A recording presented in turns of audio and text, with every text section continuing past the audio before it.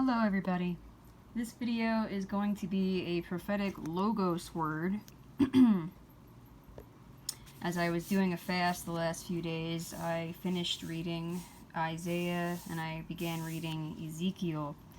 And I was pondering whether I should make a video, and then the Mike 444 channel just released a prophecy that quoted from the passage that I was contemplating. So I took that as confirmation that yes, indeed, I should make a video. So we're going to start in Ezekiel chapter 4, and I'm just going to peruse through. Those of you who've been around a while, you're familiar with this. I just kind of skim through and just read particular verses about what is to come. So that's what I'm going to do here. So Ezekiel chapter 4, starting in verse 16. And this is the Lord speaking. I will cut off the supply of bread in Jerusalem. They shall eat bread by weight and with anxiety, and shall drink water by measure and with dread, that they may lack bread and water, and be dismayed with one another, and waste away because of their iniquity. Moving on to chapter 5, verse 10. Fathers shall eat their sons, sons shall eat their fathers. Verse 12, 1/3 of you shall die of the pestilence and be consumed with famine in your midst, and 1/3 shall fall by the sword all around you. Verse 16, when I send against them the terrible arrows of famine, which shall be for destruction, which I will send to destroy you, I will increase the famine upon you and cut off your supply of bread. Moving on to chapter 6.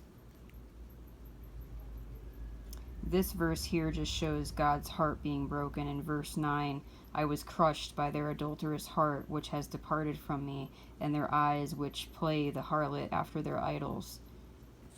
This should move you. This verse should move you as a Christian. The Lord's heart is broken. He feels like he's been cheated on. If you can imagine your spouse committing adultery, this is the Lord's heart. Moving on in chapter 6, verse 11, for they shall fall by the sword, by famine, and by pestilence. Chapter 7, starting in verse 2. The end has come upon the four corners of the land. Now the end has come upon you, and I will send my anger against you. I will judge you according to your ways, and I will repay you for all your abominations. And then in verse 4, this is the verse that was quoted off today on the Mike 444 channel. My eye will not spare you, nor will I have pity, but I will repay your ways, and your abominations will be in your midst. Then you shall know that I am the Lord. What else? Moving on to verse 15. The sword is outside, and the pestilence and famine within. I believe this is referring to how we will be attacked from the outside, from other countries, China, Russia, etc. Moving on to verse 19, they will throw their silver into the streets, and their gold will be like refuse.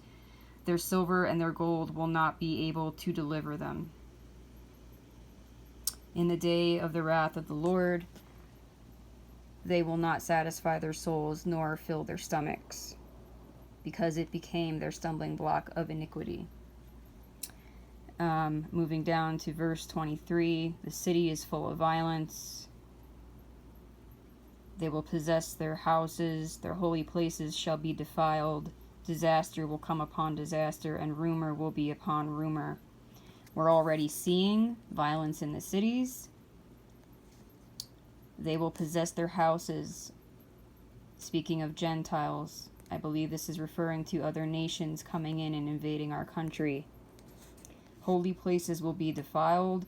I've heard At least 2 different people have visions or dreams regarding how they've seen church buildings in disarray, in destruction, with chains, on fire, so on and so forth.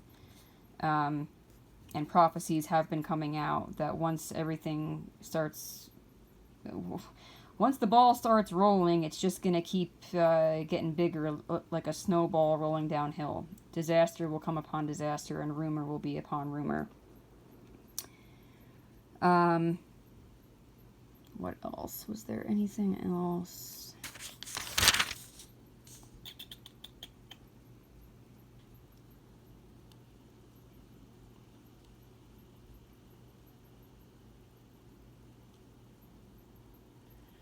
Okay, moving on to chapter 9. So here's what's interesting. The Lord gives instruction, and I believe this is very prophetic, and it correlates to the book of Revelation.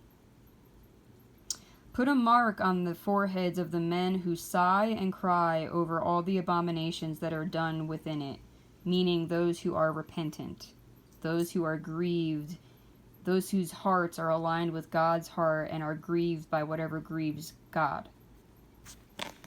Moving on, verse 6.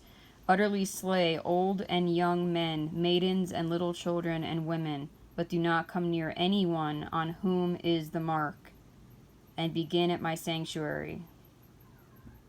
Which reminds of how of that verse that says that judgment begins in the house of the Lord. So they began with the elders who were before the temple. Elders, okay? This is referring to leaders in the body of Christ who are, false shepherds who are neglecting and abusing the flock. Then he said to them, defile the temple and fill the courts with the slain. Go out. And they went out and killed in the city. Verse 9, the land is full of bloodshed, and the city full of perversity. Continuing on in verse 10, I will recompense their deeds on their own head. There's a recent prophetic dream that Mike 444 just released today, although the guy does have his own channel. But the Lord gave the man the word bloodshed. So this is a prophetic logos word for what is to come here soon. Let all who have an ear to hear, hear. In Jesus' name, I bless you all in Jesus' name. Goodbye.